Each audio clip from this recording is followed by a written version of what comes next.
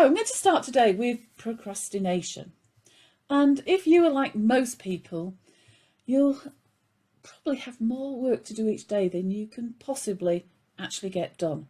So every day you have to decide which task to do and which task to leave undone. Sometimes the work you decide to leave undone must be completed by the end of the next day. And sometimes it seems like no one really cares or knows if you do it at all anyway. And that often means that over a period of time, it just gets forgotten about and left completely. The decision as to which tasks you actually leave and put off is heavily influenced by your behavioural preference and your intrinsic survival instinct, which pushes you towards the tasks that you find uplifting and energising, rather than those draining tasks, the ones that drain away your energy levels, because we're all programmed for survival and for preservation of our energy levels. You'll probably not even think about whether tasks are draining or energising. Most people don't until they actually become aware of these influences. But tasks which you'll find are uplifting and energising are the ones which use your behavioural preferences, or that match your natural introversion, extroversion, or in actual fact, do both of those things. An example of that would be the person who's got a strong red behavioural preference, and they recognise the need and importance for having records. They appreciate they're really important, but they do not have a strong enough behavioural preference for the blue to intrinsically want to do those records. And they'll most likely find that the record keeping is really frustrating and something that they kind of just keep trying to put off, and it stays at the bottom of their task list, despite them knowing the importance of it.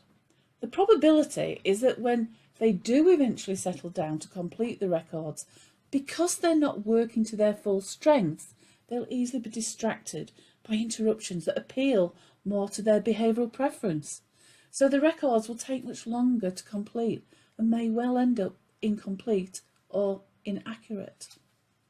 So it's really great that we start to think about these things, because it's something we don't actually analyse, and we can actually take it that step further and link it into actually trying to schedule those jobs and doing those jobs at a time to suit our energy levels. So it's important to be aware of and accept where and how our natural survival instinct and behavioural preferences are causing us to ignore or overlook or procrastinate those important tasks which actually could sabotage our personal success and have implications on the team or for organisational performance, etc.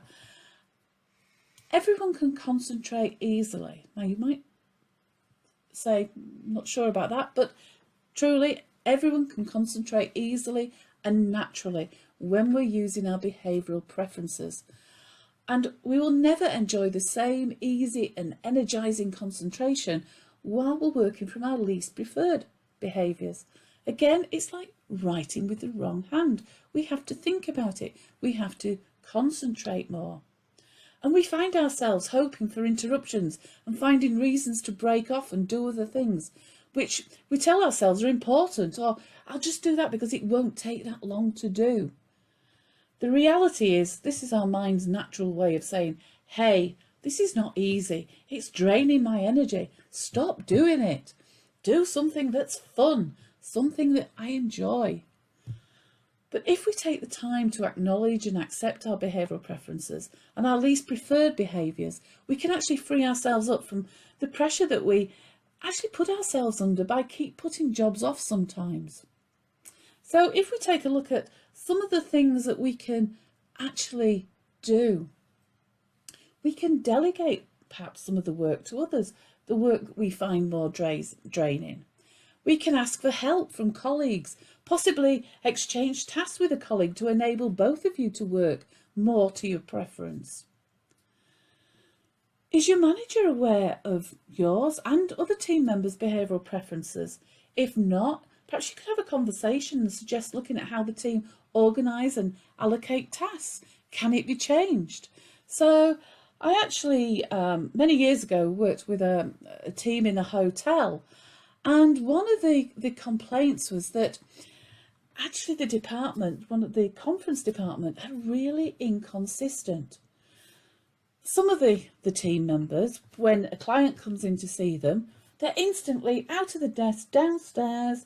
They spend anything, an hour and a half downstairs with the client. But you know what? It can be a week later and that information is still sitting in their in tray waiting to be processed and sent back out, the contract sent out to the client. Whereas some of the other people that work in the office, when a client actually arrives, it can take what seems like an age. They go down and they're there and back, and minimum kind of time spent with the client. But by the end of the day, their contracts are out in the post. So what we did there was actually do some profiling work with the team. And as an outcome of that, what we found was that actually some people had much higher yellow-green preferences. Extroverts, there was some extroverts in the team, there were some introverts in the team, there were some blue administrators in the team. So we actually allocated tasks, and while we made sure that everybody knew they were still maybe would have to go down and see clients, there'd be times they'd be in the office on their own, and so they'd have to be able to cover all the functions of that conference office.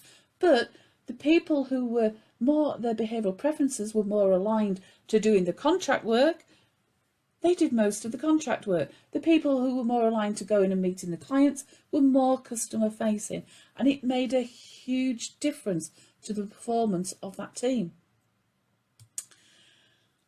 Ask a colleague who's got a behavioural preference aligned to the task that you actually want to do, that you keep putting off, if they will mentor you and help you to get started and get organised, up and running with the task. Ask yourself, does the task actually need doing? Why do we do it? Is there still a valid purpose of doing it? Or is it one of those tasks that actually we started doing it a few years back when we needed to do it, but now there's almost not a need anymore for it because things have moved on so far? And the last idea there, chunk and sandwich. Chunk the task down into bite-sized chunks, 15 to 30 minutes. Schedule time in your diary to complete the task. And then select a time when you're likely to be feeling more energised. Reward yourself by scheduling an energising task or a treat immediately after doing the misaligned task. So there's ways around it, ways that we can actually manage ourselves better to help us not keep putting things off and being under that pressure.